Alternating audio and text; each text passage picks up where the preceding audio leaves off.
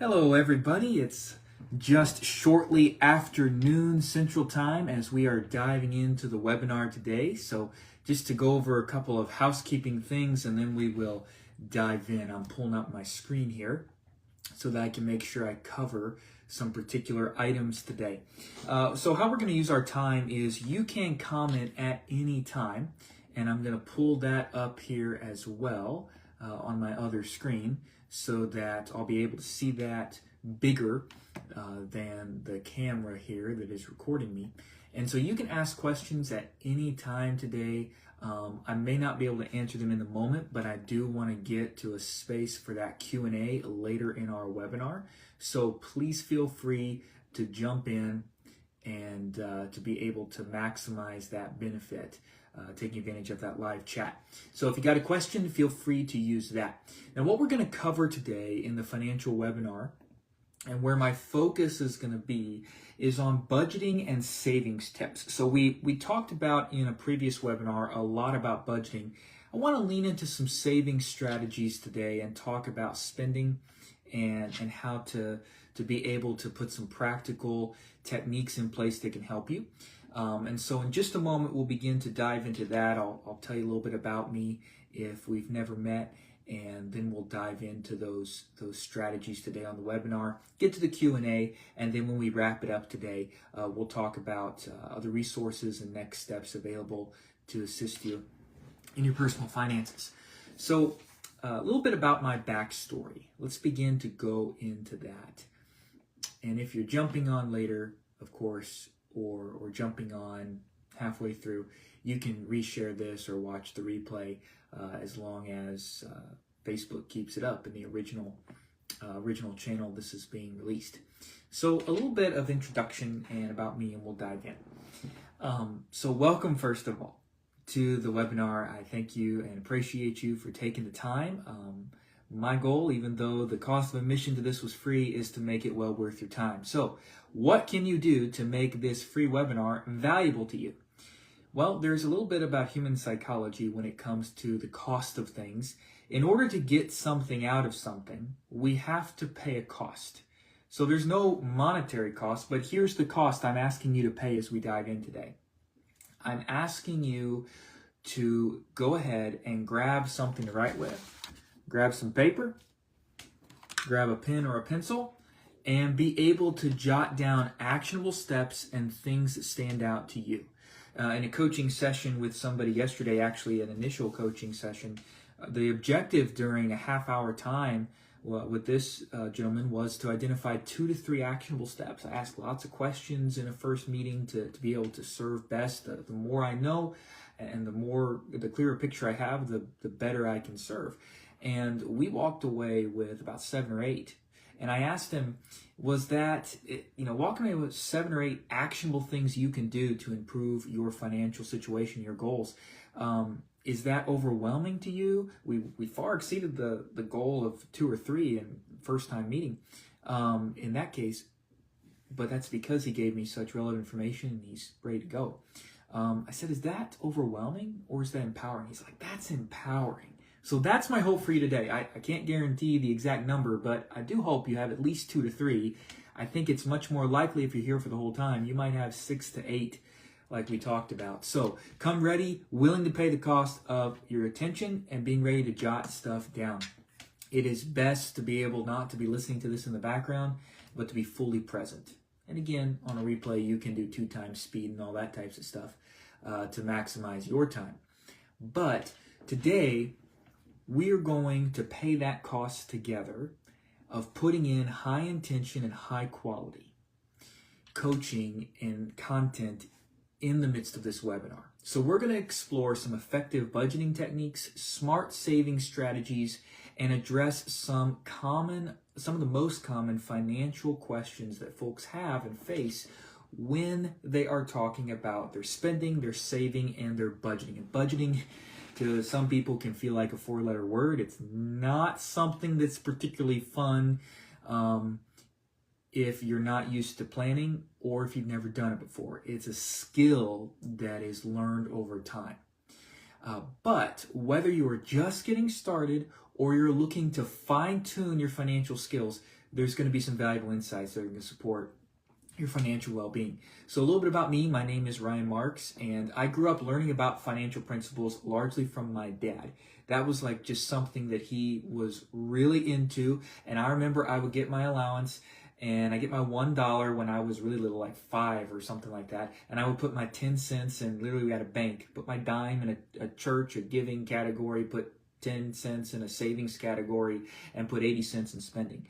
And what I always wanted to do when I was a kid, and I always tried to find loopholes, is I didn't like the saving part, and I the giving I didn't have an issue with, but I wanted to find ways out of it to be able to draw on that savings and have the dollar to go to the Dollar Tree and buy myself some plastic cowboy and Indians or something to play with.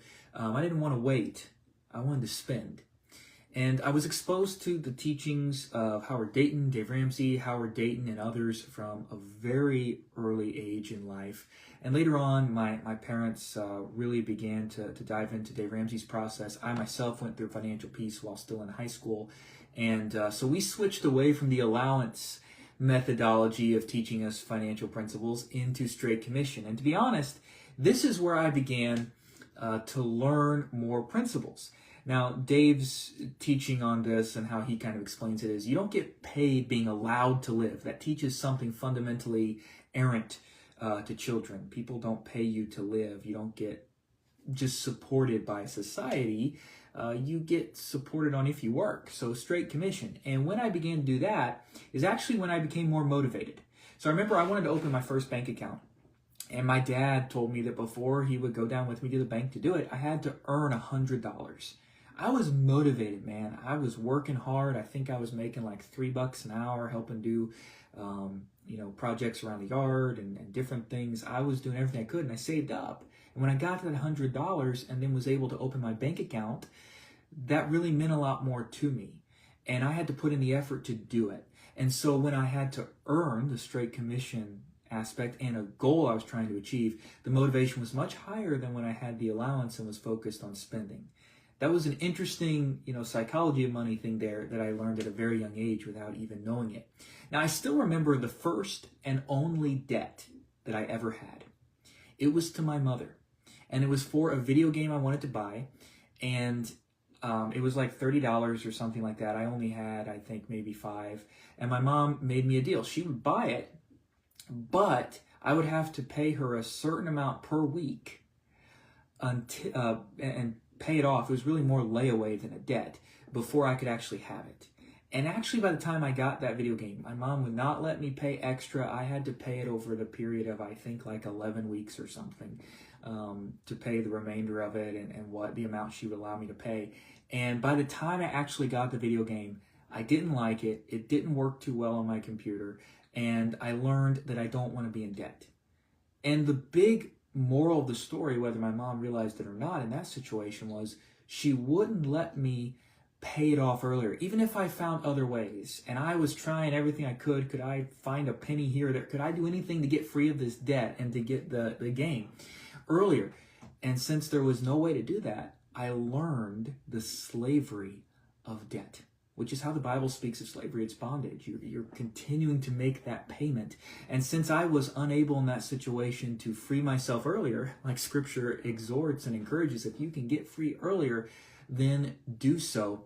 Have that gazelle intensity, as Ramsey calls it, to really dial in and find other ways to increase the income and pay it off quickly. That's another thing that will motivate. When I'm coaching and talking with folks that have debt, I can tell if they're intense and ready to make, adjustments. Just talked to somebody yesterday that is looking at taking on a second job so they can take care of some debt. And really, they can take care of it pretty quickly by doing that. And they're motivated and they're ready. Now, long term, if you're working 2 or 3 jobs, that gets to be a huge burden if you're doing that just to survive and pay the bills. The hustle culture in that sense is not good long term. But short term, it's very motivating to get out of bondage and begin to build some margin to live free. And so that is another lesson I learned from my parents. And then I also learned Ramsey's Principles of Financial Peace, as I mentioned, in high school. And really what that just further did for me is it it continued this mindset of I want to stay out of debt, I want to manage what I have better. And by staying out of debt, that allowed me to be much more effective with my bachelor's and my master's degrees, not going into debt for those. I actually exchanged labor for my first car. I worked over like a summer basically to rack up a total amount of earned labor to trade for a car rather than pay money is how I did that the first time. So I thought outside the box. And because I did not have debt from my education and those other things, it doesn't mean that I never made a poor financial decision. Really, there was a time where even though I always bought my cars used and paid cash, I really shouldn't have bought it. I can think back at one time that, it would have really been more cost effective to pay for a small repair on a car rather than buy a new car. But I didn't do it. In terms of some of my getting started in my retirement savings and stuff, I was way too conservative.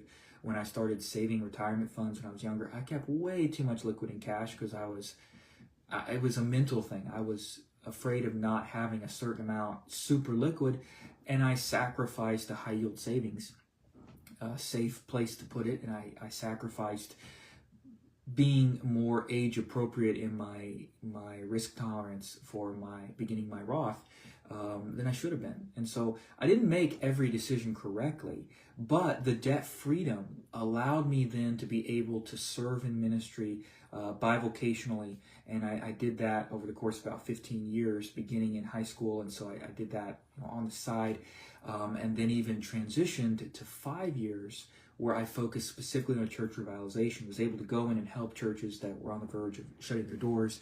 I think of one church I served and never even had a budget. This church had been around for over 150 years, and nothing I could ever find in the records seemed to point to the church ever having had a budget. So just a simple thing of helping a church have a financial plan and plan for how they're going to be doing things was extremely empowering. So these principles work not only for the individual, but for organizations, and I'll talk about that a little later. But how did I transition from a ministry world to financial services?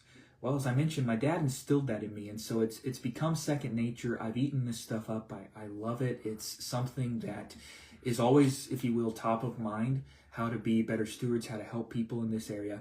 And I spent some time in the world of teaching and the financial education world, part-time financial services world, and I decided that I wanted to switch over to the financial services and the coaching area. I did explore the insurance and investment world and was going down that track, but there were a couple reasons why I decided not to continue that. One was I really wanted to coach and empower people to take ownership of their own finances.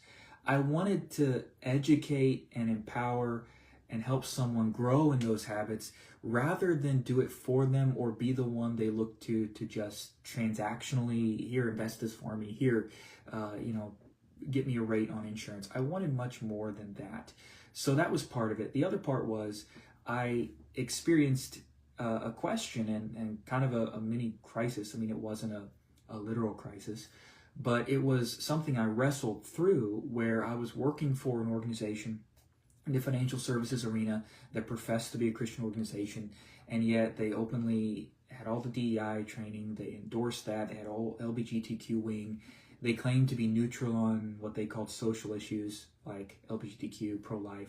So they had an LGBTQ division. They were supporting that, with financial dollars of the organization, and yet they would not support anything pro-life.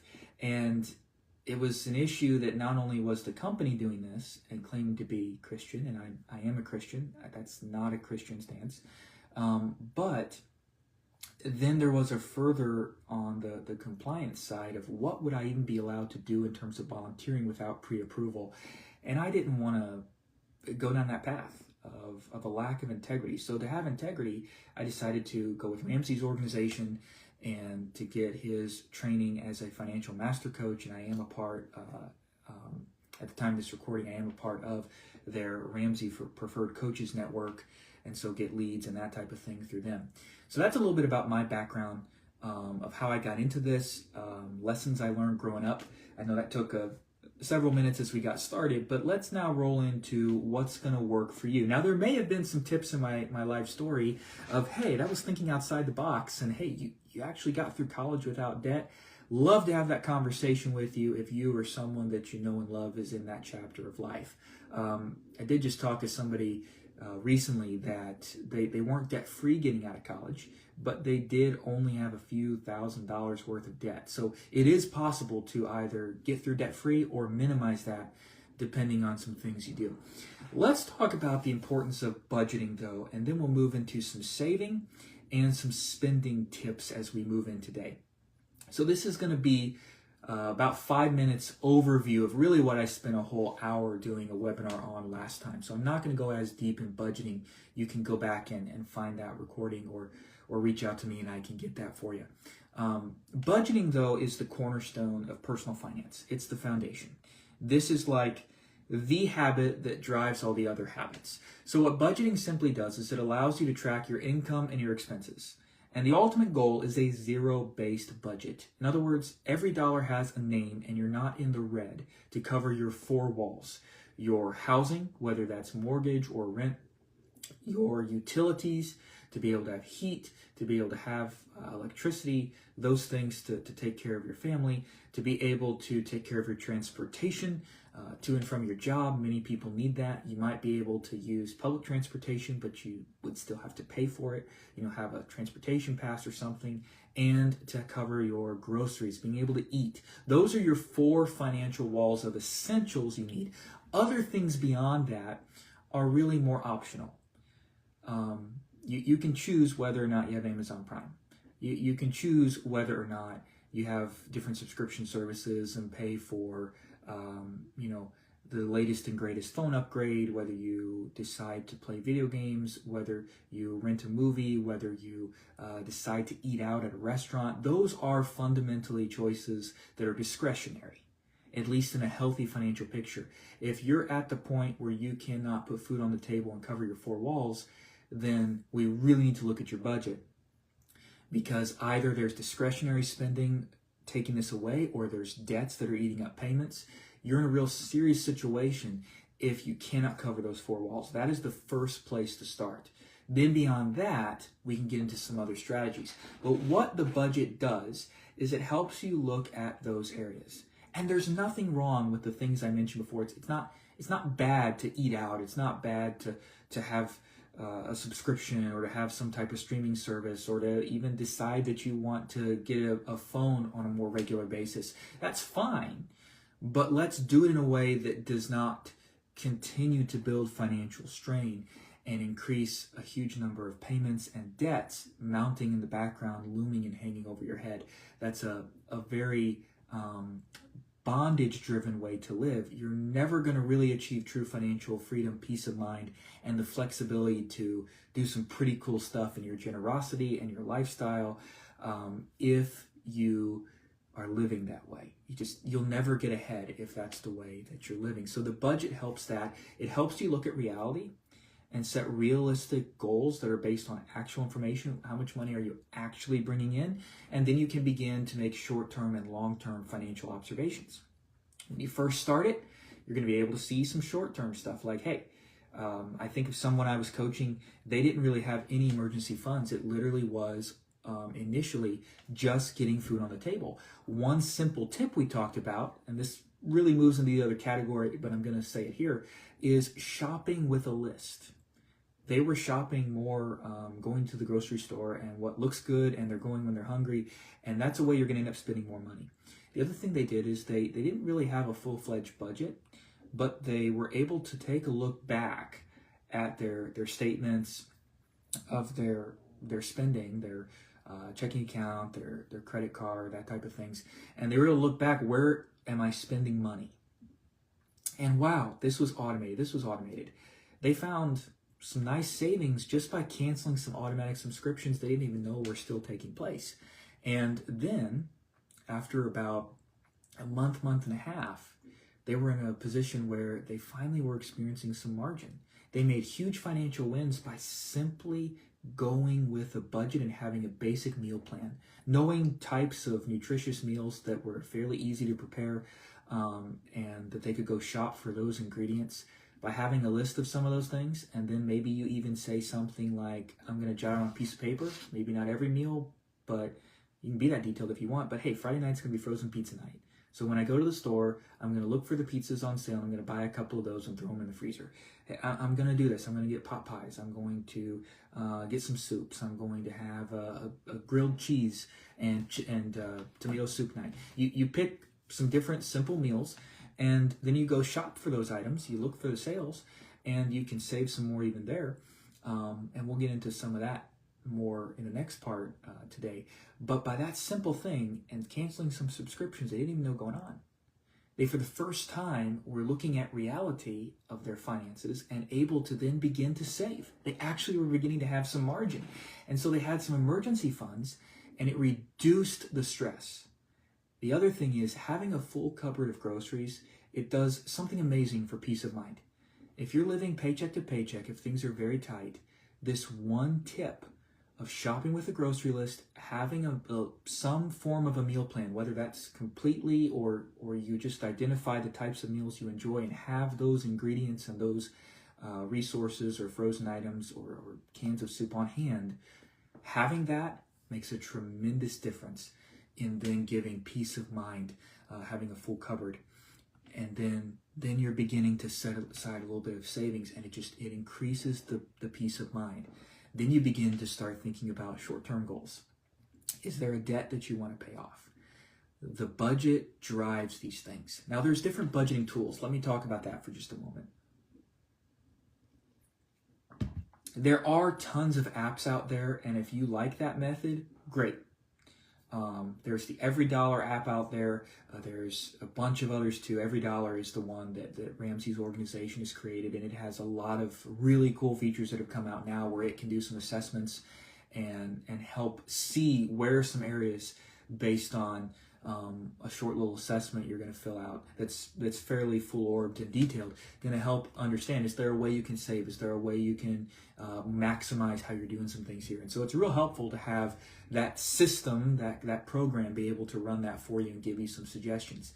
But there's nothing wrong with old-fashioned paper and pen. There's nothing wrong with keeping actual receipts. There's nothing wrong with an envelope system and paying cash for things from certain categories. Like, here is my clothing budget, here is my food, my grocery budget for the month, and having that type of a way. That's a way to help really track your discipline. Having a check ledger, for lack of a better term, or just a piece of paper where you're writing every single thing down. Going into your bank statement and following it that way and doing everything from a debit card and a checking account as opposed to credit cards. These are ways that help you look at what are you actually spending, and then, okay, is my spending and my income remaining where I need it to be? If there's extra that I'm not spending, hey, I got savings. And then if there's extra I'm spending, I don't have savings, okay, don't have the income for it. I either need to draw that from savings, or I'm unfortunately going to end up in the red line of some type of a debt. And we want to avoid the debt.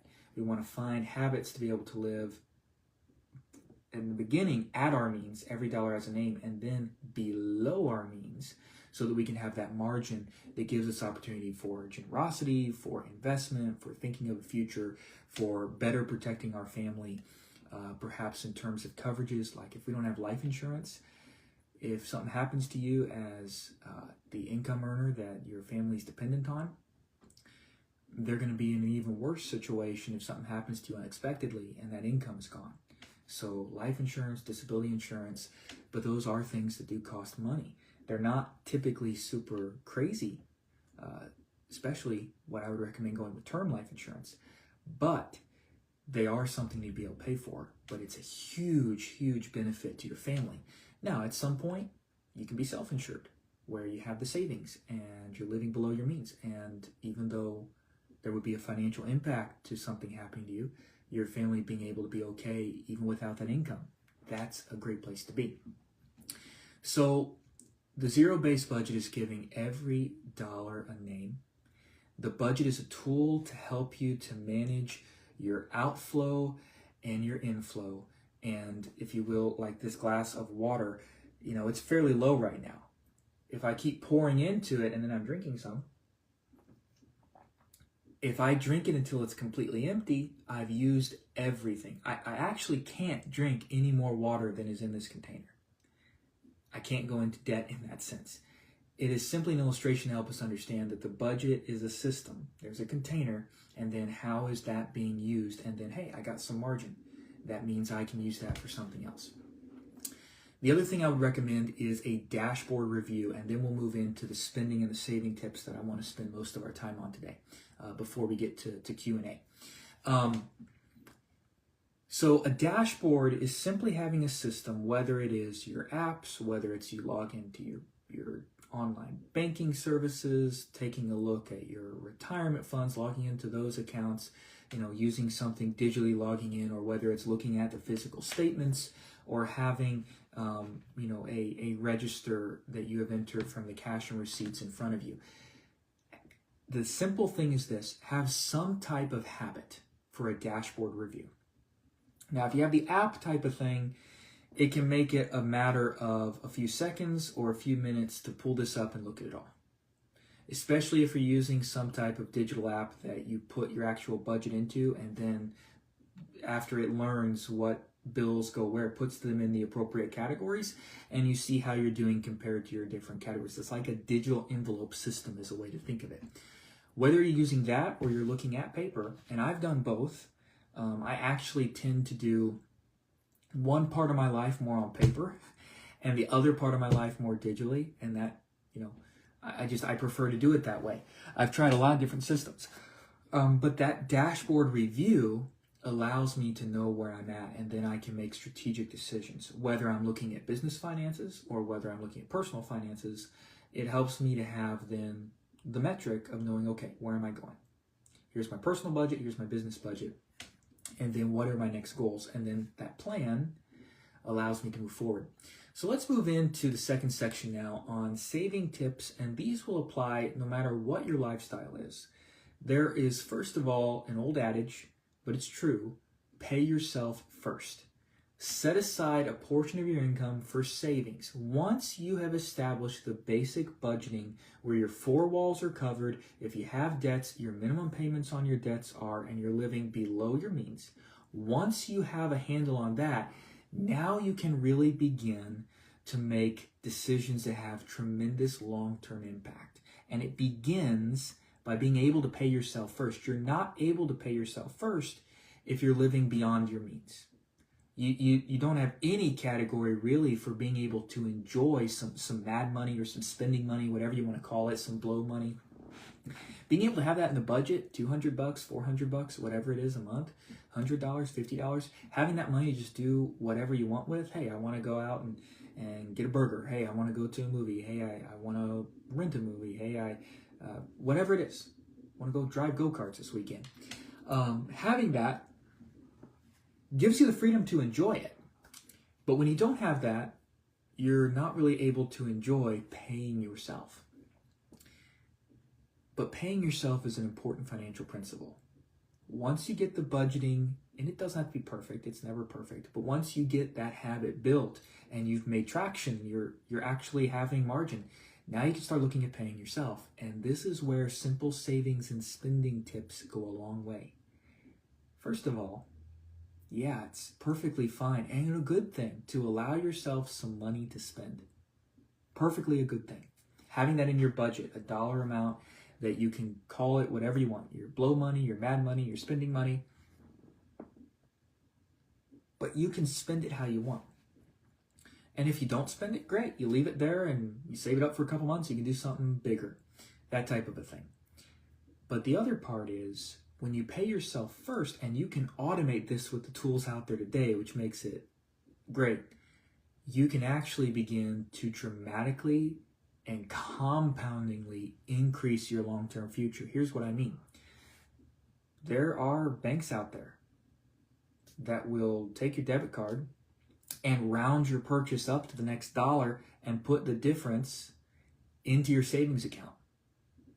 There's cash back debit cards out there. I recommend debit rather than credit so that you're not going to build another debt. The debit is just taking it out of money you already have in a checking account, in a banking account. And so it's just drawing out funds you already have. Begin to maximize those benefits. But even more than that, at your employment, and this is around open enrollment time at the time of this recording, open enrollment's pretty soon.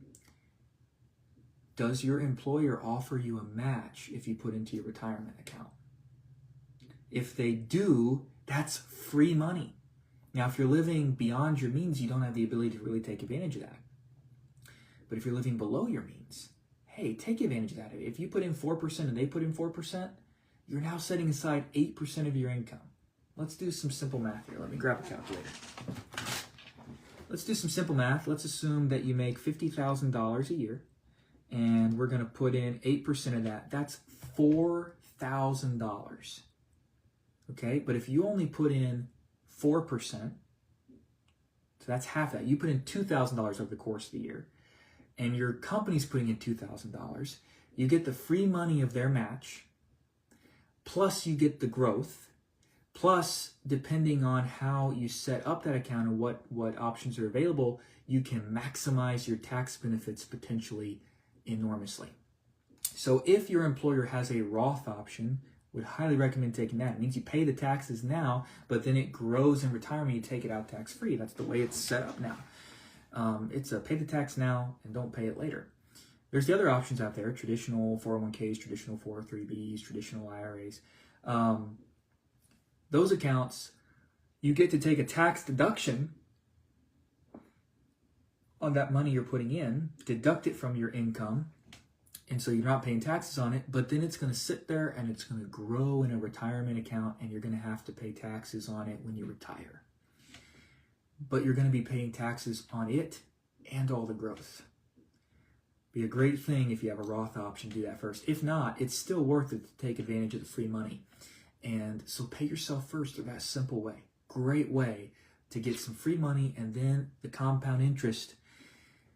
Depending on what your work has, if it's through an employer, you probably have a couple of options, or you potentially have no options. You might just be putting the money in and then they invest it or have it managed by some firm or some option. Or they may give you some options, like you can invest in certain mutual funds.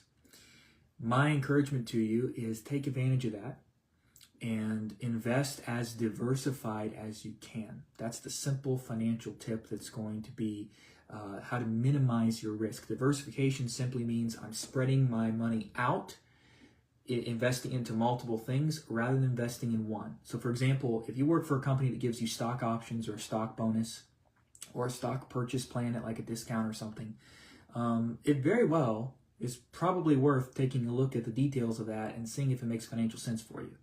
It very well could. And the thing then to look at is to talk to your CPA and figure out with a stock option plan, what's the most effective time from a tax perspective to sell that and get out of that? Because it's not diversified. If you're buying your company's stock or you're getting it as a bonus or whatever, there's probably some tax ramifications of how long you hold it before you sell it. And you want to talk to your tax preparer to make sure you make the right timing on that to avoid some extra taxes. But the point is, a stock that you own and a bunch of stock in one particular company is not really a very diversified plan. You're putting all your eggs in one basket. If that company goes down, and I think of something that actually happened with my dad growing up. He worked for an organization that was affected by the whole Enron thing a couple decades ago. If he would have had a bunch of stock in Enron, or if somebody else did, and then that happened, you lose a bunch of money. So there's risk there. However, if you have a mutual fund, one fund where you have a share of it, and there's 100 different companies within that bulk portfolio is what a mutual fund is. It's mutually funding multiple stocks, multiple bonds across multiple companies, and you even can get like an S&P 500, one that mirrors the S&P. You can get one that's a certain sector, like a technology mutual fund, a healthcare mutual fund. But even if you're doing that, diversify. Don't put all your money in healthcare investments. Don't put all your money in technology investments. Diversify it. Because then when one section of the economy is struggling more or might not be really producing returns or even some losses, you have other areas that are hopefully performing better to help balance out overall. Plus, the other thing is hold long term. So diversify, minimize your risk, get out of the single stock game. That's extremely risky. That's like gambling. You're putting all your eggs in one basket. Spread your eggs to multiple baskets. And then the power of compound interest. It grows over a period of time. The stock market, if you look at the S&P 500, the stock market over its history has done like 11.5% over its whole history on average. So yeah, if it went down 40% one year, or it's recession, or it almost looks like it's crashing, and you pull out, then you're going to experience a big whammy. But if you can have a long-term view, there's on average that much growth per year. That's tremendous compounding effect. When you have $2,000 in there and you make 10%, so you made $200, and then the next year, so let's say you didn't put any money in, you had put $2,000 in, and then you had gotten $200, 10% growth, so you have $2,200 in there, and the next year, let's say that the stock market does 9% instead. Well, you made $198. On top of that, $220 already in there, so now your original investment of $2,000 by year 2 is up to $2,398. Did you notice it's only a $2 difference in the rate of return from the previous year, 10% versus 9%, because of the effect of compound interest. You're making interest on the interest when you reinvest that. And so there are ways to get that working in your favor. What can you do to manage your spending? Cut unnecessary expenses. I think of one of my clients that did that recently. They looked at their bank statement and they found areas where they didn't even know they had some recurring subscriptions, and they cut them out. I think of somebody that's making some lifestyle decisions where they're going to put on pause a hobby that they have that costs a good portion of money. They're going to put that on pause for a little while so they can clean up some debt. What things can you cancel? What things, just little habits, can you make that can save you money? If you get coffee every day, if you buy a little coffee maker and make it at home, you will save a lot of money. Starbucks or whatever, Dunkin', you'll spend $7. Maybe you drink the cheaper coffee. You're still spending something like $5 a day. That really adds up. If you're doing that every day of the week, 20 times, let's say a month, 5 days a week, 4 weeks out of the month, $5 times 20, that's $100 you just spent on coffee. You can probably go and for under $15, get yourself a nice big old bulk coffee grounds thing and do it at home. You can even get the Starbucks coffee or whatever if you want that costs a little bit more and make it at home, and you can save a lot there. Another thing, eat out less. Are you buying lunches? Lunches can cost $15 or more these days. The cost of eating out is getting really expensive. Now, there's ways to minimize that and reduce the cost. Get the app, especially if you're doing fast food. They almost all have apps, and they got rewards, and you rack up points, and you earn free food or free, coffee or whatever back. That's a way. Minimize it. Even if you're going to choose to continue to eat out, find a way to lower that bill and to cut unnecessary expenses, or pack a lunch. Find simple lunches that can be warmed up. Even buying frozen TV dinners could be cheaper than eating fast food. Now, neither one of those are probably the healthiest options. I'm just saying there are ways that you probably can make a difference. And like the $5 illustration I just showed, you might make $100 difference a month. A couple little habits like this, it can really begin to add up. You go through this exercise, you might save $400 or $500. You had no idea that you had margin in your budget. Another thing that coincides into this, I think about someone I was coaching recently. They lost their first and their second job. They had a full-time job and they had a second contracted job that was part-time. And they lost both of them within a short window of each other due to downsizing on the one and contract changes on the other. They've been a long-time contractor with that other second job. And so one of the things they began to do is they looked at their budget. And to be honest, what they found is they didn't really have a plan for how they were using a lot of their services. They were trying to support organizations and different things that they believed in.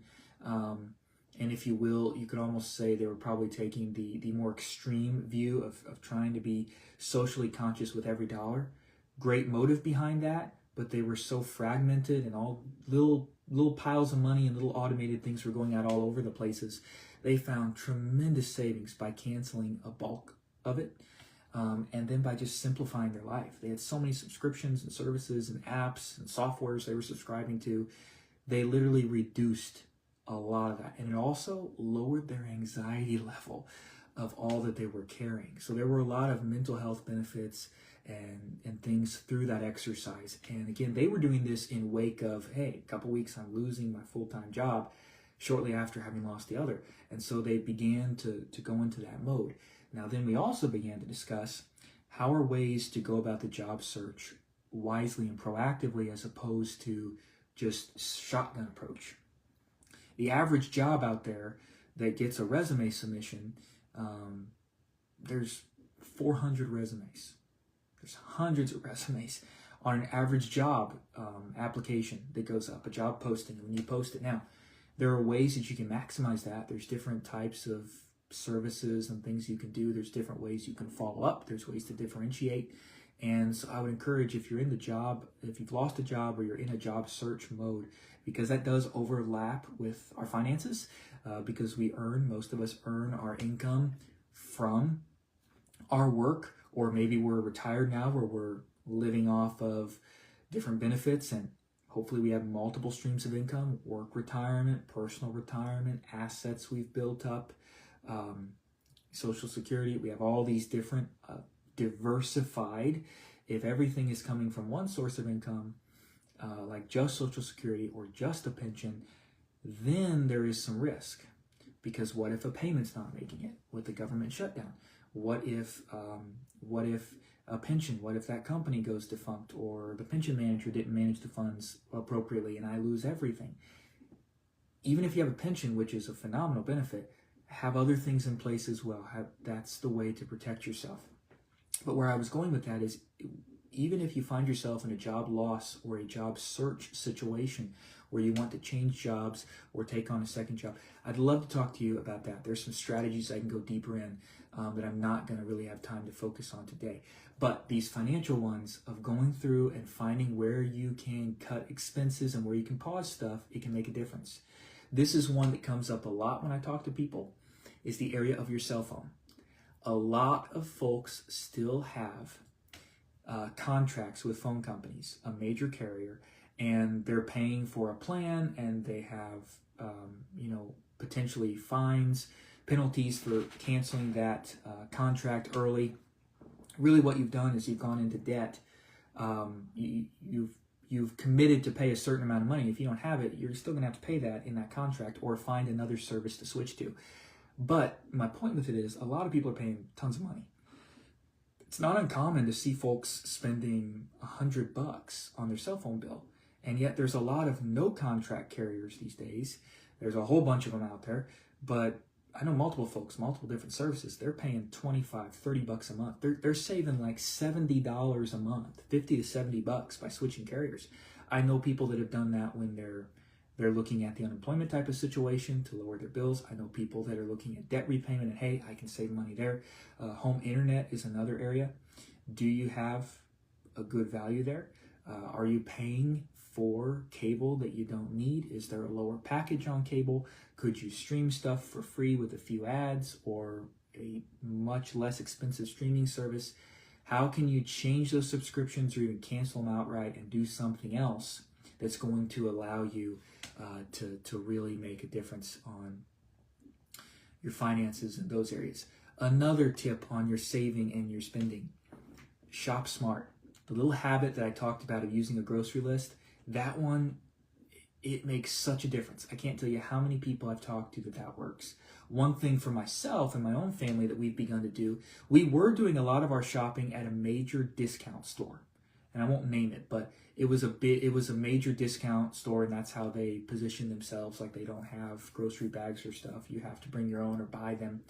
But what I was finding is the produce wasn't always the best, and the cost was going up, even for stuff there. And I saw a recent study that was done that a major box store actually was cheaper on a lot of common household items than that. Furthermore, I then saw a local ad come in our mail for a local grocery store.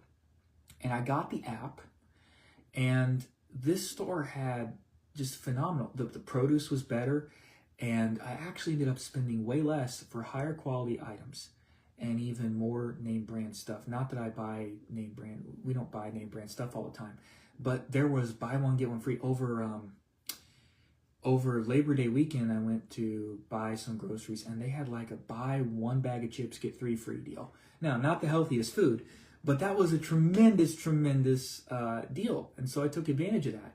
And so I've just begun to use them for most of our shopping, because you download the app in that case, and they have their weekly ad, and I can clip the deals digitally in the app, and then it goes to my account. And when I check out, I just put in my account number on the keypad for my rewards account. And there's two things I do. One, I get all of those discounts applied. And if I was to just go shop in the store, there are discounts you get just by being in the store, but I get even more, sometimes 50 cents or $1 more on one item just by using the app. A lot of people don't do it. Even as I go through the store, hear people, I don't want to go through the headache of another app. Okay, well, I'm saving a lot of money. Consistently, we've been doing it several months now. We save 30% on the list cost, sometimes up to 40%. We get the buy one, get one free stuff on numerous items. And we also build up points for everything we buy. So even though we're getting the discounts, we build up points, and then we get additional dollars off of our bill. So there's all these different ways it's working for me. And then on top of it, when I go to the store, I either I can use my debit card and get cash back on it as well. So all of those things begin to compound and work in my favor. And on top of that, there's other savings apps that I use that you scan in your receipts, or that you can link your payment method to, and that type of thing. And they have additional rewards. Like I signed up for rewards at a gas station recently, and they were giving me 30 cents off a fill just for creating a simple account. I didn't have to get their credit card or anything like that. I just created their rewards account, my email, set it up, and then I have my account code that I enter, and I've been able to do that. So there's a lot of ways that you can shop smart. And the simple thing here I want to emphasize is it's about the habit. It's about a habit and mindset of frugality more than anything else. Just like I mentioned with fast food, eating out type stuff, and getting the apps. Even a lot of sit-down restaurants have some type of app these days. And so it is a little bit of time, but you can save big time by doing that. And you can avoid paying for, like your Amazon Prime membership by just wait until you need to check out with above whatever the minimum dollar amount is. I think it's like $35 or something now, in order to get the free shipping. So there's ways that you can do that. And on that note as well, on some of my online shopping services like that, there was one that I don't know if they're doing it anymore, but it was a tremendous benefit when they did it. I wouldn't pay for the subscription model, but I would save up enough in my cart, of stuff I didn't need to buy right now, or plan until I'm going to have enough to get the free shipping. And then if I would allow them to push it back, yes, it's free shipping, but allow them to give another day or two on their delivery, they would give me a digital credit, and I would rack up digital dollars that I could use to then through their platform rent a movie for free, because I had the digital dollars pent up, or I could use it for an ebook through that service, put it as credit toward that. And so there were additional benefits. Stuff can be used if you take advantage of those. The other thing, set up an emergency fund. Now this is a savings thing, but it's a huge difference when you not only have, if you're struggling to put food on the table, and then now you're using a grocery list, and you've gotten rid of some subscriptions, and you have full coverage. That's a huge thing for peace of mind. It's another thing when you get to having $1,000 saved that you have. If you got to be out of work for a few days because your kids are sick, if you need to get a couple tires for the car, Not having to go into debt, it's a huge peace of mind. You have an unexpected trip to the doctor for a cold, or an ER trip because the kids happened, or you broke a finger or something at work, or on the weekend on your own. Having an emergency fund is a huge, huge benefit. And I would encourage, start off with $1,000. And then later on, all the financial gurus out there tell you the same thing. Have 3 to 6 months as the goal of fully funded emergency fund of your expenses, of what it costs for you to live. If you have 3 to 6 months of that saved, you're in a great place. If the car breaks down, you definitely can buy a rental car, drawing on that savings. I mean, rent the rental car rather than go buy a new car yet. You know, giving yourself time for the insurance to settle if that's a component, or, you know, if it was an accident. The point is, the emergency fund gives you breathing room. If you're self-employed, you might want to think about having up to a year's worth of living expenses in the bank. It just would give you more peace of mind in the ebbs and flows when businesses are not always, often businesses are not a straight line. If you work for yourself, or if you work some type of contract or freelance work, you probably have higher months and lower months. And so that helps you to have stability in the event of that changing, or some reason that you might not be working for a period of time, like a disability, short-term disability or something. And of course, it's not a savings, it's not really a savings tool, but it is a protection tool of having disability, having, especially if you have fully funded emergency fund, 3 to 6 months or a year. If you get that high, I don't know if I would recommend really saving more than that, unless you're like saving for a house or something like that. But then make that a separate savings goal, separate savings account. Even could be helpful. But if you have a fully funded emergency fund, 3 to 6 months, you might not need short-term disability insurance, which is more expensive. Then you can drop that and just have your long-term disability insurance that kicks in after 90 or 180 days, which will cost you less, and yet it provides the protection in the event that that income, you know, something were to happen. Take advantage, as I mentioned before, of your employer benefits. Get that retirement match if it's available. Take a look. It's open enrollment time soon. Take a look at your health coverage options that your employer provides. Or even if you are shopping the market yourself, out of choice, or being self-employed, or in between jobs, or any of those situations where you might be looking on your own. There's healthcare sharing stuff out there, as well as traditional insurance. And the other thing is, work with a broker. Find somebody that can quote from multiple companies. That'll help you be most effective with your time and see if there's value. And then really look into what do you need. If you're fairly healthy, if you basically just go to the doctor for your annual checkup and like occasionally because you got a cold, then you might be able to get a higher deductible plan, which could have an HSA component, a high deductible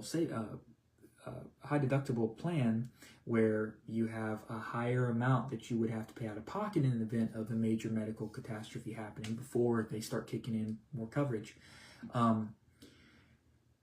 That allows you, if it has an HSA component, health savings account, to have tax advantages, as well as to have something that you then can set aside savings specifically for health savings account in. The other added benefit of it is, not only are there tax advantages to it, and not only is it something that is specifically health-related expenses savings, but after you build that to a certain amount, most of your HSA companies let you invest. So you get above, let's say, $2,000 or something like that. Then they let you invest the other money you put in there. So let's say you have a $6,000 annual deductible and a high-yield medical plan. You're pretty healthy. You can afford to do that. And then you're putting in the difference of what you would be paying for another plan. Put in that difference into the savings of the HSA, and it grows, and then you reach that you know, kind of like a emergency fund, what they want you to be able to access depending on your HSA service. You get past that dollar amount and begin to invest the other, and it's almost like a HSA health retirement plan, if you want to think of it that way, long term, or if something were to happen. And so there's a lot of benefits to that if you are healthy enough to consider that option. If you have health concerns that would make that a risk, you'd be paying a lot of money out of pocket, then look at what deductible may be able to allow you. Would a $3,000 or something like that? Maybe right now you have a $500 deductible. Maybe you can afford to get it to $1,000 or $2,000 or $3,000. Look at that and where you might be able to save, and it can make a big difference in giving you some margin. You might have pretty similar coverages just in terms of what the insurance is going to pay, but your price will go down if you're going to pay a higher amount before it kicks in their coverage. That's how they run their rates. Invest long-term and diversify when it comes to saving. And I do just want to mention this. A stock market crash is very, very unlikely. The reason why, there's a lot of companies. Every company that's on the market would completely have to close their doors. Major catastrophe. If that happened, we have much bigger problems. If every single grocery store that's traded, every single company, every single lumber and home supply and home goods company on there, if every business crashed, then you have a problem. How do you protect yourself from the event of the dips and the recessions? Well, invest long-term, diversify across multiple sectors, multiple industries. Don't hold individual stocks. That's very risky. Look at mutual funds, that type of thing, as Ramsey suggests, and then diversify in, as I mentioned, multiple categories. Now, Dave has a way that he's talked about that, like diversifying even by percentage into certain types of funds and certain types of businesses. But in a very brief amount of time, you can get a pretty good grasp of an education on how that works, and then you can make a decision. I also want to encourage you with this. Ramsey did a study of everyday millionaires. The vast majority of them are normal people. Actually, one of the highest job categories that became millionaires were teachers who didn't have very big incomes, but they had the discipline of saving little by little and over the long term, and of diversification. They understand these things from teaching, and they put it into practice, and they consistently have done it. But one of the things that they found about millionaires is the average millionaire, they did it by taking advantage of their company match, living below their means, focusing on paying off their debt, even getting to that American dream of paying off their home and owning their home in full. But they did it by using the employer match, maxing out that employer 401k, maybe maxing out their individual Roth or individual IRA. That's how they did it. They weren't crazy. They just continued little by little to do it consistently. $100, $200, $300, $400 a month, whatever it was. They just continued to do it over time and over years and years and years, the compound interest effect. The other thing is how they did it, how they chose their investments. They chose their mutual funds by only spending 10 or 15 minutes going and reading the prospectuses. They learned how to read financial statements, for lack of a better term, and to look at the track record of investment, and they chose investments that had a good track record. That's all public information, highly regulated. How is this investment performing? When did it dip? What does it do? Is it a brand new investment? Then you're going to take some risks investing in it. Has it been around for 40 years, 50 years? Well, if it has, you have some serious data. You can look at it, how it's performed. And if you know what different markers in history did, like the 2008 recession, that thing, you can look back, how did it perform during this? And if it performed pretty well or didn't lose as much, hey. So it's not a very complicated view. It's just taking some time and making a good choice. And you know what? The investments that those everyday millionaires chose, some of them were good, some were not so good. But the key reason why they reached millionaire status was consistency. They just kept investing. They just kept choosing based on some research. They didn't just throw it. They sought to understand what they were doing. They didn't win 100 out of 100 times. They didn't bat 100 out of 100. But they did really well. Then I do want to mention this when it comes to insurance, and then we will wrap up with the questions. I know we'll be just a minute or two over, and some closing thoughts. On insurance, I would not recommend whole life insurance. It's also known as cash, variable. There's a whole bunch of names and a whole bunch of different components to it. It's a very complicated financial product. On average, though, the investment portion, the reason why people tend to want this type of thing is they're sold on the tax benefits and they're sold on hacking the system. Let's get myself some life insurance, $100,000, $200,000 of life insurance. And I get to put money into it, but I also get to build up something I can borrow against it myself. I can borrow my own car note from myself or something like this. On average, what you're actually making, paying into this thing for years and years and years and years, is you get less than 1% return on your money. That's less than most banks. If I would have put my money in the bank over the period of the same number of years, I would have had more money, is what this is saying, especially if it's in like a high yield savings account or a money market. I could have made more than buying this product. The other thing is, it's insurance, life insurance, yes, but it has all these other components to it. The return is very low. What's happening is you're paying the insurance agent's commission. You're paying the insurance companies what you're really doing. And your coverage is much less than other pure insurance. If you get term insurance, which is you're paying just for the insurance, you're not building any cash value or anything you can take a loan against. If you don't pass away before the time of that contract, life insurance term of that contract is up, then you don't get anything. If you were to pass away suddenly during that time, then your family beneficiaries, whoever you've set up your estate, would get that.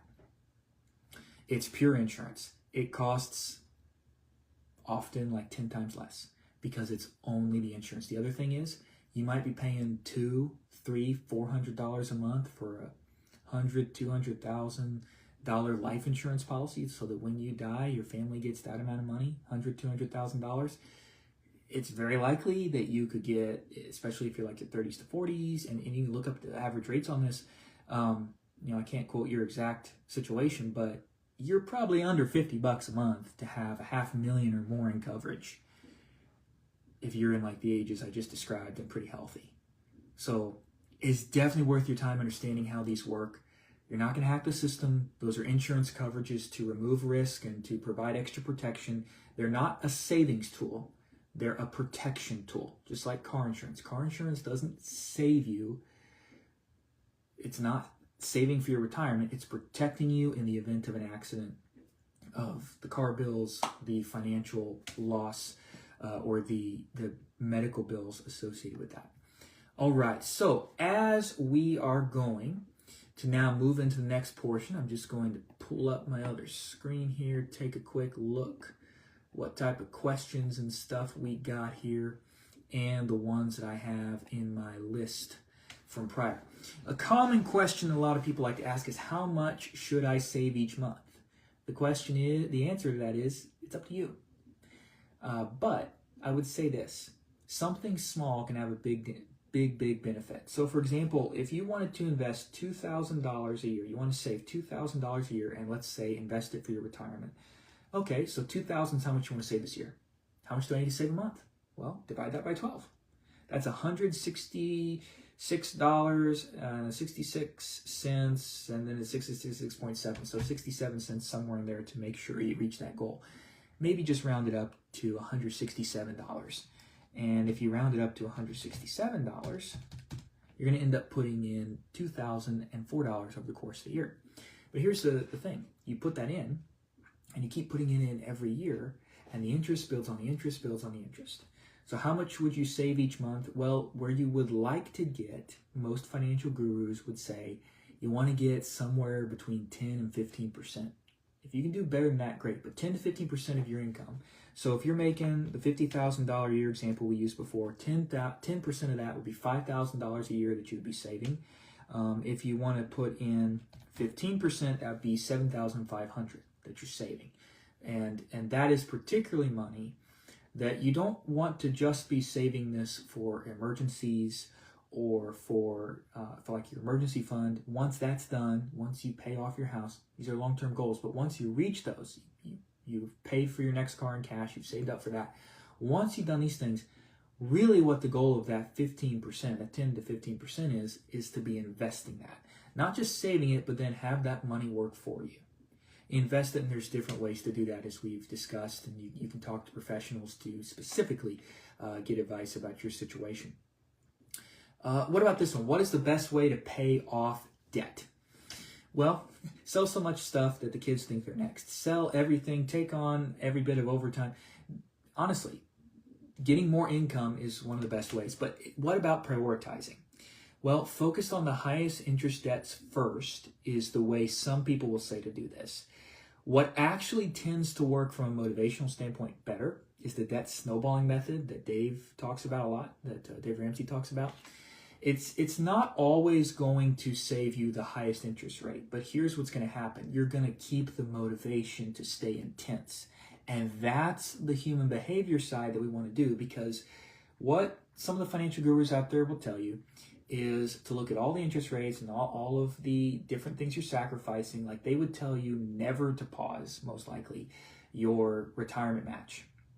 However, if you want to get it with your employer, the free money there, never give that up. However, if you pause it for a year or two and you're really working hard, an extra job, you're selling junk you don't need out of the house, you're taking on extra overtime, you're doing this, you're really intense, and you're paying them off as fast as you can, another one, till it's done, you're going to be much more motivated than if you try to juggle all these things.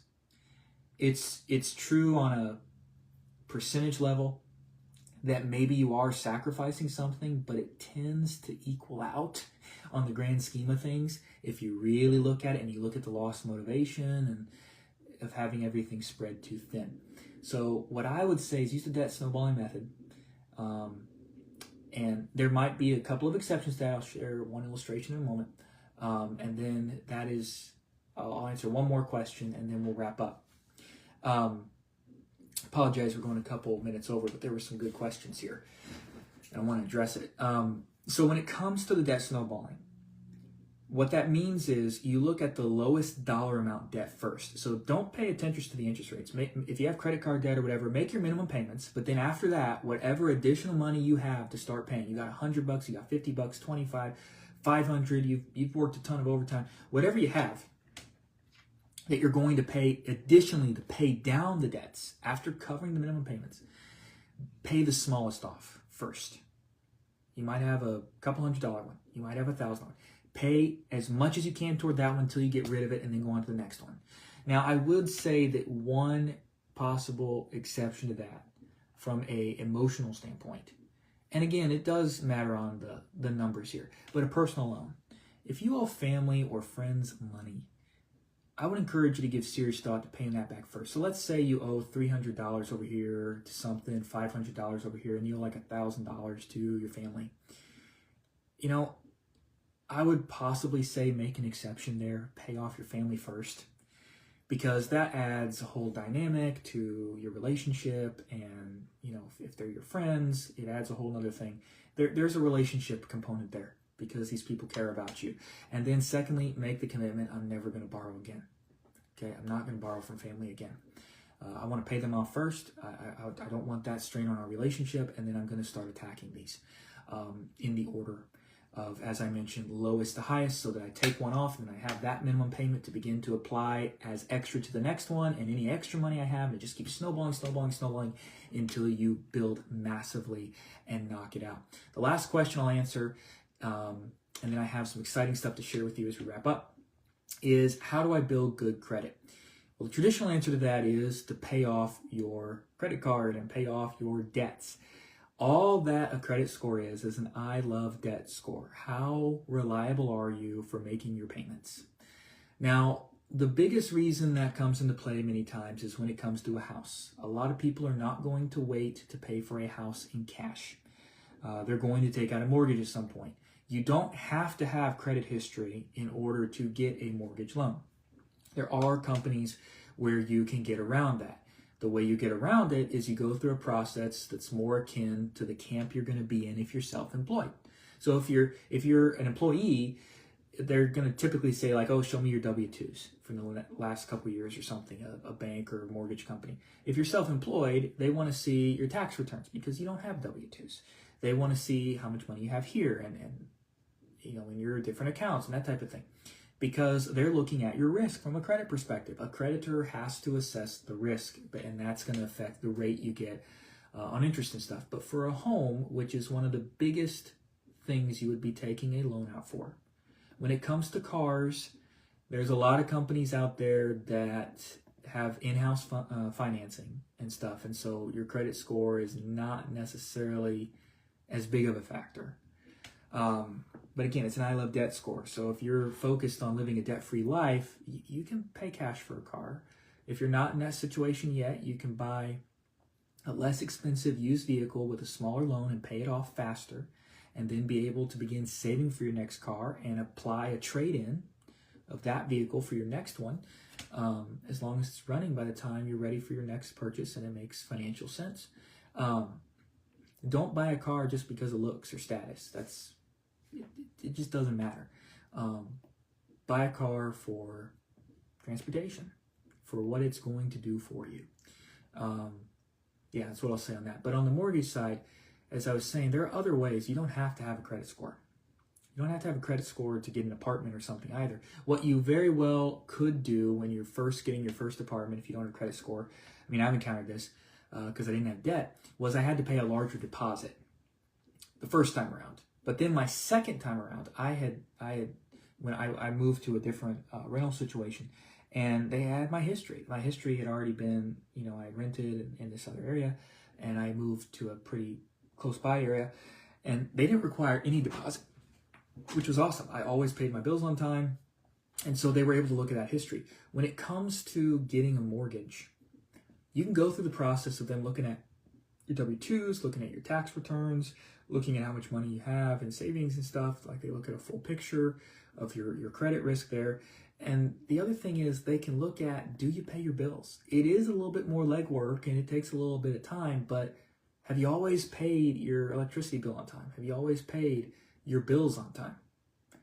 If you've rented, does your landlord, if it's an individual landlord or a small company, or is it a big corporate service that manages the property you're from, can they simply provide a letter of, yeah, they always paid on time?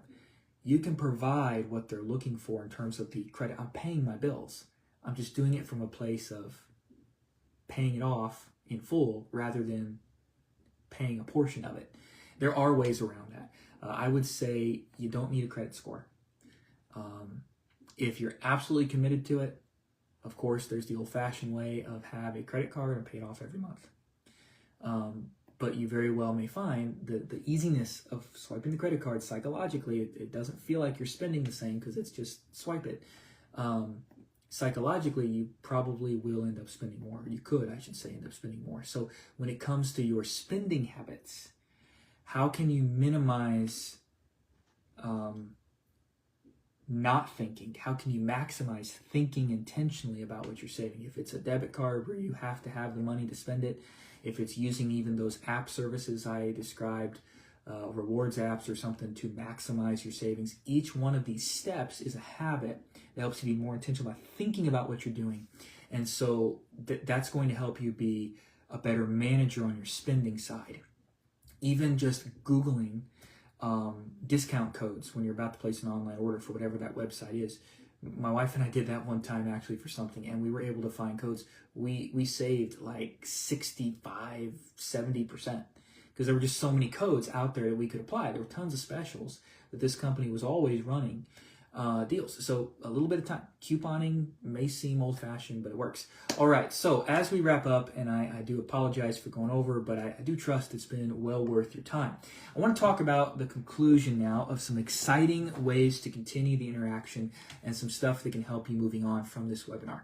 So taking control of your finances, as we've talked about today, it starts with understanding the basics of budgeting and saving and spending, and flexing those muscles and developing really micro habits like that. That meal plan is something you develop, a grocery list. They're not huge habits. They take some time and they take getting used to, but then they begin to compound and really pay off. I read something this week, something like 46% of your life, a study showed, is all based on habit. 46% of all the decisions you make and all the things you're doing every day are habits you already have in place. So let's establish some micro habits that are going to really make a difference in the realm of your finances. Same thing applies in terms of time management and stuff. Would love to chat with you about that. Maybe I'll do a webinar on that sometime. Feel free to comment and tell me if personal growth topics like that would also be of interest to this audience. By implementing those tips that we've discussed and building these habits and intentionally do some research, seek out answers to the financial questions you have, then you can build a plan. You can build on that solid foundation, and you can begin to move toward future financial success. Again, just making marginal improvement is still a win, and celebrate that. If you're 1% more effective with your finances now, than you were yesterday or than you were last week, you can make tremendous impact. And I just want to say this too. We're just about to move into November. We're going to move into all the holidays of Thanksgiving and Christmas and all the spending and stuff that surrounds those holidays. If you simply take this advice and these tips we've talked about today and begin to put them into practice, you literally can make not just 1% improvement. You might make 10%. You might make 15% improvement. I think about somebody that I began the conversation of coaching with about 15, pardon me, not 15. I'm thinking of something else. Began the process with probably about a month and a half ago. And they're doing 10 to 15% improvement in their finances, like margin already. It's amazing. And it's amazing how they might have even found some things that are going to move it up to 20 or 25% or 30%. They have some other potential things in the works. So it can really begin to make a huge impact. 1% may sound a little discouraging, 1% improvement. 30%, wow. And then just continue to grow, continue to flex the muscle and to invest in growing in this area, and it pays off. All right, so I hope that the webinar has given you empowerment, not overwhelmed, but hopefully empowerment today of some great tips. Here are some of the things I've been talking about of the offerings I want to share with you. One is financial coaching.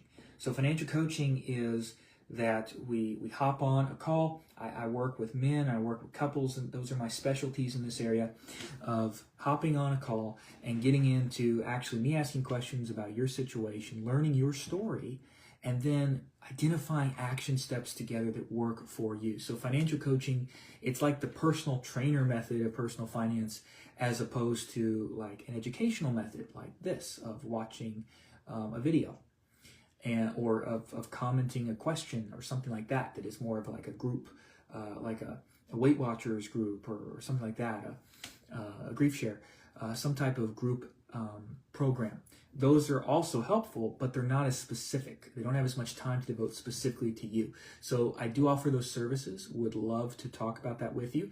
I also want to share with those of you that are already familiar with the coaching, and maybe you're not, but this could be of value to you as well, that I am expanding my coaching and in the process of this now, and I've been having men coming to me that are in transition, and there's other types of things they're also wanting coaching in. And so this is fleshing out what this expanded coaching offering looks like, and there's some different packages, helping to guide men into transformational impact, okay, it's actionable, in their interaction in their home, their church, their culture, their business. It's been awesome to see this fleshing out and to see the wins that guys are having, but it's actionable. So experiencing that transformation, that impact through action, building burnout barriers, improving time management, developing rest habits. That's part of the burnout and time management. They all go together. Margin creation, creating margin so we're not spending every ounce of energy and every ounce of time we have. Finance, we apply those things like we have today. Serving through your business, not just selling, not just doing business, but looking at it as a place of service and how to serve your customers, and strategic operations. We've talked about some of that in a financial sense today, being strategic with like take advantage of this match or whatever. How can you be strategic from a personal perspective or a business perspective in that? Now, beyond the personal and the individual, there's also several options available I have for individuals and organizations. For example, I have a seminar I'll be doing in January and possibly a second one at that same trip in a nearby area and fleshing out some details there. There's also the ability for me to come in and do like a Zoom class or something. Sometimes churches and community organizations want that. In December, I'm going to be speaking at a library to business owners about how to apply these things, small business finance and habits. But there is an offering I have for organizations that I have put together. And so I really have honed this toward wanting to serve small businesses. Small businesses have a desire, family-owned businesses and small startups and businesses that are smaller, like a dentist office or something like that, that they're never going to have hundreds of employees because it's one location and family-owned, or it's a branch or something like that. A small business has a particular set of challenges before them.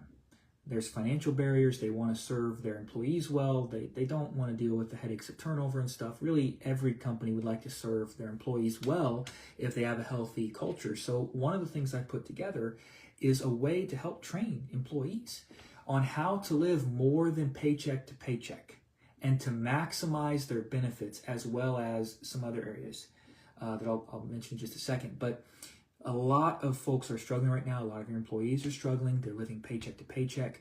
What if a workshop or a couple of times coming in and doing specific training for the whole team could help them in that? Or maybe you don't have that type of offering to do like a workshop or something. Instead, you could afford to offer so many financial coachings free a year. And we could discuss what a package like that would look like, to where then they could reach out to me. I know a lot of companies, even that I've worked for on the corporate side, they have different types of coaching services that people can reach out for. Or there's the counseling type of service as well. With mental health these days, the companies want to provide a benefit for their employees to access. It's up to the employee to do the process of taking advantage of that, but it's a benefit that can be offered. The other way you can do it, is to offer so many coaching sessions for free, like I said, or a discount. So that's a partnership where the employee gets the coaching, but you're matching dollar for dollar up to so many times, or up to so much, to be able to help them grow in this area. So would love to talk about that, because small companies, they can't afford an HR department. The small business owner doesn't have the time to do all these things and help do all the personal training to help their employees take advantage of the benefits they've worked hard to put together for them, and to help them learn how to budget and such. You have other things to do as a business owner than serve your employees in that way, even though many small business owners I know, they're the salt of the earth. They want to help in these ways, but it's too much for you to do. So those are ways in which I can serve small businesses, as well as doing workshops and training for time management, micro habits. I referenced some of those things in regard to finances today, but there's a whole lot more to it. And so would love to talk to you about that. And then lastly, I want to say this. For those that are interested, I do have a private coaching group. And if you're interested in that, now that's a group approach, please feel free to contact me. Just send me a message here through Messenger, and would love to have that conversation with you. Thank you all for your time. We did go over today. I do apologize for that, but I do thank you for your time and attention. And please let me know. Let me know what tip you got out of today. And for those of you that may not be interested in the different offerings and stuff I mentioned, I do want to give you this challenge. Who do you know? Who do you know that needs help? Who do you know that needs help in budgeting? That these savings tips I talked about today would mean a lot. Either let them know about personal coaching. If you want to be incredibly generous and offer to pay for a month of coaching or something for them and gift it to them, would love to talk to you about that. Would love to partner with you in serving someone that way. But also, I do want to throw out there, simply reshare the video. Somebody you know that needs this type of thing. Who do you know that this can help? Let's help somebody. Thanks for your time. Thanks for your attention. It was a joy to serve you today.